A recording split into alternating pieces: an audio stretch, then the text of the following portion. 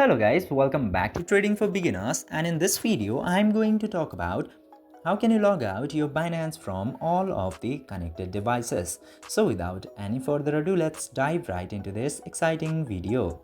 Now, in order to do this, you just simply have to open your Binance application. And after opening the Binance application, just simply go over this yellow Binance icon into the top left corner. Tap into that, and after that select your profile. Now after selecting the profile, tap to security button. Now after tapping to security, you will get a bunch of options into here.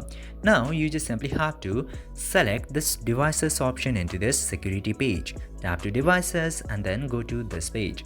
Now if you want to remove your account from all of the devices, you just simply have to find out every device which you would like to log out from this section, and you will get to see this option of logout besides every single device. You can just simply tap to log out and then tap to yes.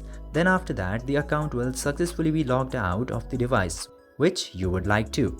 Then this way you can do this process for every single device and your account will be logged out. I hope this video was informative for you. If yes, don't forget to like, share and subscribe to the channel to never miss another update. Thank you for watching the video.